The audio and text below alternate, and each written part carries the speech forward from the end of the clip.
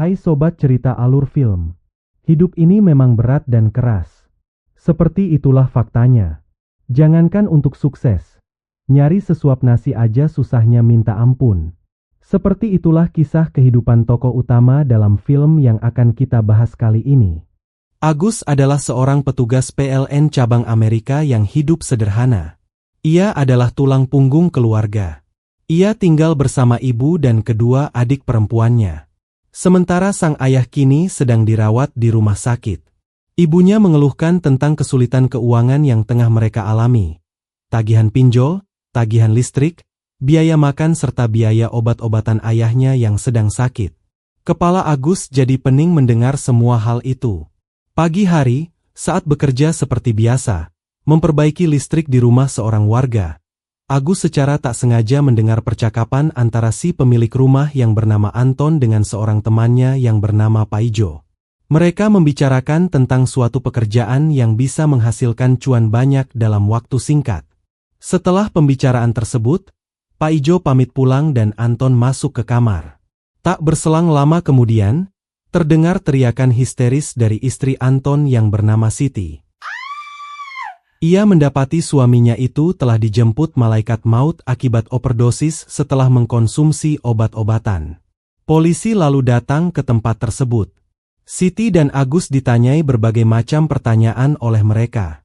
Agus menjelaskan bahwa ia hanyalah seorang petugas PLN biasa yang hari itu memperbaiki jaringan listrik di rumah tersebut.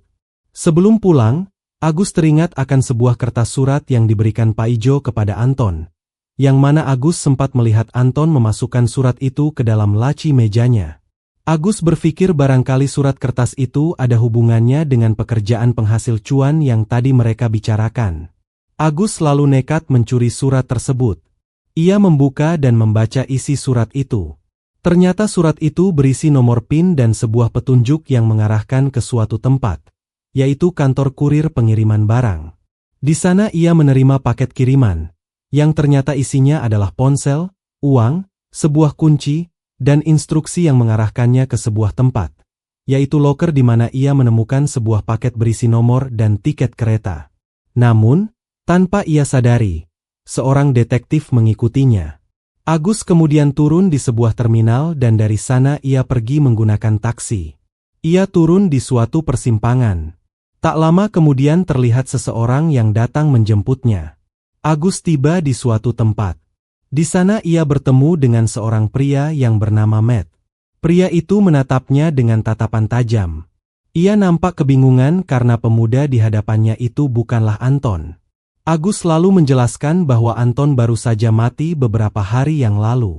Dan ia adalah seorang petugas PLN yang kebetulan hari itu memperbaiki jaringan listrik di rumah Anton. Dan Agus pun mengaku bahwa ia mencuri surat undangan tersebut. Matt lalu bertanya, "Apakah kau tahu tentang hal apa yang akan segera kau hadapi?" Agus menjawab bahwa ia tak tahu tentang hal apa yang akan ia hadapi. Seorang pria menyarankan agar Agus segera dipulangkan. Namun Matt dengan tegas berkata bahwa semuanya sudah terlambat. Dan jika mereka memulangkan Agus, maka akan ada resiko aktivitas mereka ketahuan polisi. Mendengar hal itu, Agus langsung menyadari jika sekarang ia telah masuk ke dalam lubang buaya, atau dengan kata lain ia sedang terlibat dalam masalah besar. Di sebuah ruangan terlihat para bandar menghitung uang senilai jutaan dolar, dan para penjudai sibuk memasang taruhan. Ya, di tempat inilah Agus dan beberapa orang lainnya akan bertarung nyawa. Siapa yang akan bertahan hingga akhir, maka ia akan mendapat hadiah 2 juta dolar. Para peserta permainan ini masing-masing mempunyai latar belakang yang berbeda. Ada Mikey, seorang narapidana. Ia diculik dan dimasukkan ke dalam permainan terkutuk ini secara paksa oleh kepala sipir di lapas tersebut. Ada juga Alan, seorang penderita kanker yang umurnya tak lama lagi akan meninggal. Ia masuk ke dalam permainan karena bujukan dari adiknya yang bernama Jason. Tak lama kemudian, permainan pun dimulai. Donald, si pemandu permainan tersebut membacakan aturan main. Masing-masing pemain diberikan 1 buah pistol revolver beserta 1 butir biji timah di dalamnya. Revolver adalah sebuah jenis senjata api yang mempunyai 6 wadah biji timah. dan jika hanya satu yang diisi dan wadahnya diputar secara acak dan cepat, maka si pengguna tidak akan tahu apakah dengan satu kali tarikan pelatuk akan mengenai biji timah. Kemudian Donald menginstruksikan kepada para pemain agar memutar revolver secara acak dan cepat, mengarahkan senpi ke arah lawan, pandangkan mata ke arah bohlam. Dan seketika itu juga ruangan itu pecah oleh teriakan histeris dan ketegangan bercampur rasa lega di wajah para pemain yang masih bertahan. Di ronde kedua, seorang pemain terlihat belum menarik pelatuknya. Itu terjadi karena pemain di depannya merupakan saudaranya. Donald memperingatkan jika ia tak segera menarik pelatuk maka Donald yang akan melakukannya. Dengan terpaksa pemain itu menarik pelatuk. Ia menangis sejadi-jadinya meratapi kematian saudaranya itu. Di ronde ketiga, seorang pemain berbadan besar nampak tak mampu untuk berdiri. Seorang penjudai yang memasang taruhan besar kepada pemuda gemuk tersebut, lalu meminta pihak panitia permainan itu untuk memberikannya kursi agar ia bisa duduk. Di ronde keempat, seorang pemain terkena timah panas tepat di batok kelapanya, namun ia masih bernapas karena timah panas meleset sedikit dari titik vital. Dan yang terjadi? Permainan jadi semakin gila. Satu persatu pemain gugur dalam permainan terkutuk ini. Di waktu jeda, Agus terlihat sangat gelisah. Ia menyesali keputusannya. Namun apa daya, ia tak bisa memutar kembali waktu. Salah seorang bodyguard yang bertugas mengawasi Agus, menawarkannya untuk mengkonsumsi narkoba agar ia bisa merasa tenang. Namun Agus menolak. Alan tiba-tiba melempar asbak ke kelapanya. Nyaris terjadi baku hantam di antara mereka. Kini pemain hanya sisa 3 orang. Agus, Alan, dan Mikey. Di babak final ini panitia memutuskan melakukan undian agar satu pemain bisa membawa hadiah tanpa melaju ke babak final.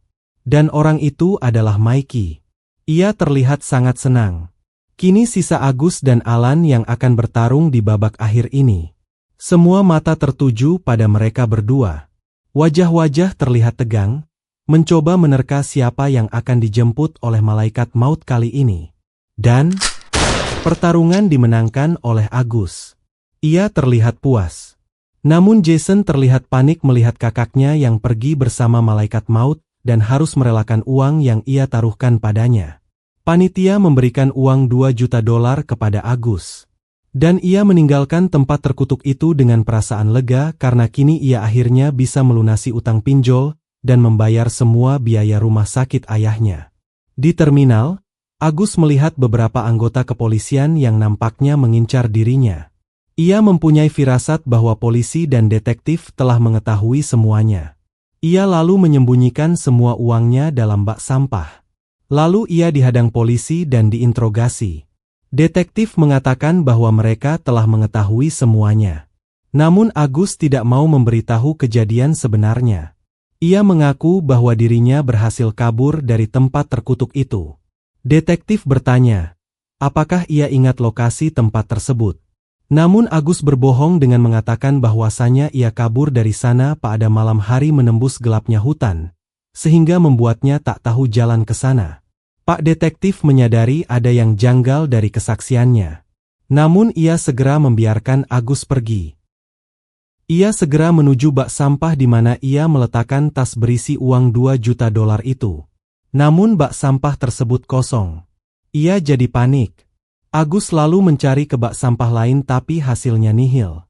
Nyaris putus asa, ia mencari ke tempat sampah yang lain dan berhasil menemukan tas berisi uang tersebut.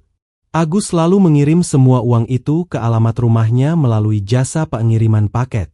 Tak lupa ia juga membelikan boneka domba untuk adiknya. Karena pada saat acara ulang tahun, adiknya minta dibelikan boneka itu. Pada saat perjalanan pulang di kereta, ia melihat Jason duduk di sebelahnya. Dan Agus pun harus pergi menemui malaikat maut. Dan film pun berakhir. Moral yang bisa kita ambil dari film ini adalah, hari esok adalah sebuah misteri. Namun kita sebagai umat manusia wajib berusaha hingga kita mendapatkan apa yang dicita-citakan dengan cara yang halal. Dan jangan lupa, untuk membuat sebuah keputusan yang bijak, kita harus belajar dari kegagalan kita di masa lalu. Terima kasih telah menonton. Jangan lupa subscribe dan aktifkan lonceng notifikasi. Sampai jumpa di alur film selanjutnya.